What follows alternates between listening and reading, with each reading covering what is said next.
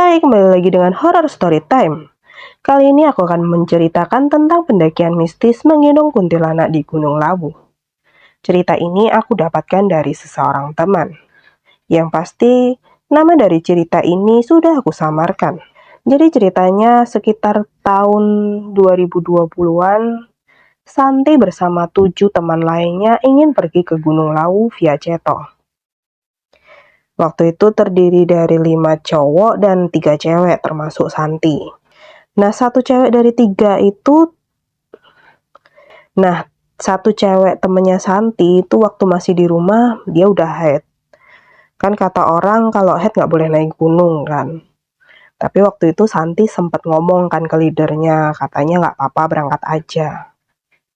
Diputuskanlah mereka berangkat keesokan harinya pada pukul 10 pagi dari rumah. Sampai di base camp sekitar jam 3 sore. Istirahat bentar, cek lagi perbekalan, dan akhirnya berangkatlah mereka di jam 5 sore. Pas perjalanan rasanya malah Santi yang kena teror. Malah temennya yang lagi head itu nggak kena apa-apa, nggak kena teror apapun. Jadi ceritanya itu waktu di Ceto, Santi itu tiba-tiba dengar ada yang nyul di samping kirinya. Dan waktu ditoleh nggak ada siapapun. Dan waktu ditanya ke temennya tuh nggak dengar apapun. Oke. Perjalanan sampai di pos 2 dan di pos 2 itu ketemu sama 3 rombongan lain. Akhirnya mereka memutuskan buat istirahat bareng. Santi, Randy, sama Andre memutuskan buat ngopi. Yang lainnya pada istirahat di bawah pohon. Dan waktu suhu udah mulai terasa dingin, Santi memutuskan untuk ngajak teman-temannya yuk segera naik, takut kemalaman. Nah, waktu trekking, Santi memang inisiatif buat dia mau di depan sendiri. Dan walaupun dia ada di depan sendiri, dia tuh gak pegang senter karena dia pikirnya nebeng sama temen yang belakangnya kan. Nah, waktu dia naik, waktu dia trekking, tiba-tiba di jalurnya itu dia lihat ada sosok laki-laki yang melambaikan tangan gitu ke si Santi ini.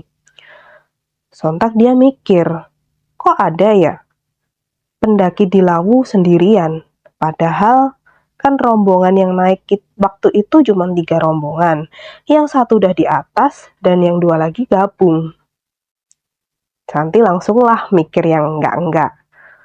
Akhirnya sontak dia ketakutan dan dia tuh kayak menjerit, terus dia jongkok ke bawah gitu.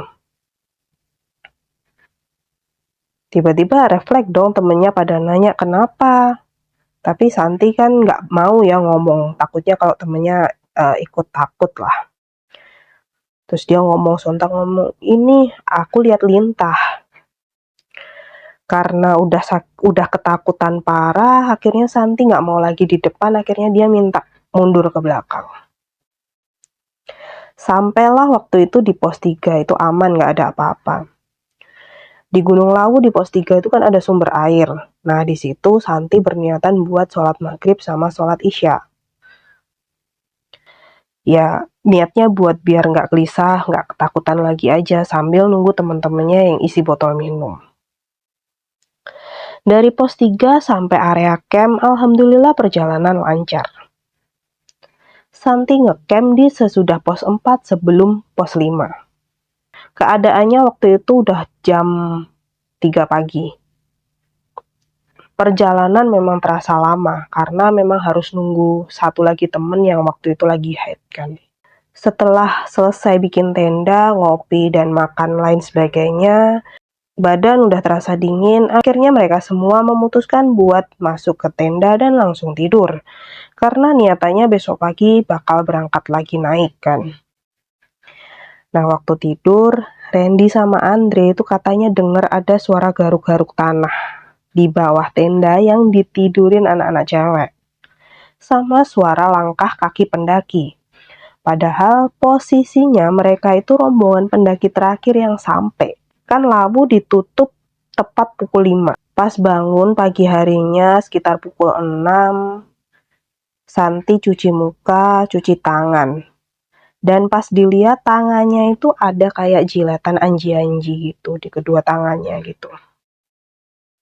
Kalau di Jawa Tengah itu namanya anji-anji. Anji-anji itu katanya setan gitu ya. Jadi kayak biru-biru lebam gitu loh. Jadi di situ tuh Santi udah ngerasa kayak aneh sama dirinya sendiri. Mulai dari siulan waktu masih diceto, sampai dilambain tangan sama pendaki cowok waktu di trek. Sekitar pukul 8 pagi mereka semua siap-siap buat naik ke puncak. Perjalanan alhamdulillah semua lancar. Pas sampai di puncak rasanya tuh capek pol. Dan ternyata waktu sampai puncak Santi dapat haid pertama. Dan langsunglah Santi waktu itu minum obat kan, karena haid pertama biasanya perut suka nyeri. Mereka semua itu berangkat buat turun. Kalau orang Jawa itu bilang sanding kala. Mitosnya orang Jawa kan kalau sanding kala itu memang nggak boleh ngelakuin kegiatan apa-apa gitu loh. Di situ mereka malah berangkat turun. Nah pas turun rasanya itu udah aneh banget. Santi itu ngerasa tas carrier yang dibawa itu kayak berat banget. Kayak ada yang numpang gitu di tasnya itu. Sampai dikit-dikit dia minta istirahat. Dari pos 4 sampai pos 1, Santi itu ternyata gendong Mbak Kunti. Di perjalanan, Santi sempat melihat Mbak Kuntinya sampai 3 kali. Yang pertama di pos 4, yang kedua waktu istirahat, dan yang terakhir waktu Mbak Kunti itu turun dari punggungnya si Santi. Nah, karena di pos 3 sampai pos 1 rombongannya Santi ini nggak kuat jagain Santi ini sendirian, akhirnya Santi dijagain sama satu rombongan yang waktu itu ikut gabung kan. Ada Mas Indra sama Mas De. Jadi setiap istirahat, Santi ini selalu kayak mau muntah gitu, tapi nggak bisa keluar. Akhirnya Santi ini cuma bisa nangis. Di perjalanan, Santi itu selalu bawa tasbih dan baca-baca sebisanya gitu. Sampai akhirnya tasbihnya yang dibawa Santi ini sempet kayak mau ditarik sama Mbak Kuntinya gitu. Di sekitar pos 2 akhirnya pihak dari base camp naik buat menjemput Santi. Pas dijemput, Santi cuma bisa diem dan ngelihat dengan mata sinis. Akhirnya Santi nangis dan udah nggak betah, berasa mau pingsan. Kalau nggak salah orang-orang base camp itu ngomong gini ke Santi. Mbak kamu ini orang hebat loh, ayo bangun, istighfar. Dia cuma mau menampakkan sama mbak, dia tertarik sama kamu mbak. Ayo bangun mbak. Akhirnya Santi bangun dan melanjutkan perjalanan. Tapi perjalanan rasanya sangat berat. Dari pos 4 sampai pos 1, Santi cuma nunduk karena memang dia yang lagi gendong Mbak Kunti. Dia ngerasa perjalanannya lama sekali dan berat. Tapi kata teman-temannya, Santi itu jalan gak ada berhentinya sampai mereka semua itu kewalahan buat ngikutin Santi. Jalan menuju Candi Ketek, Mas Indra sama Mas Deon langsung menggandeng Santi dan menyuruh Santi untuk fokus pada senternya saja. Tapi pas menuju Candi Ketek, Santi serasa disambut sama semua makhluk yang ada di situ.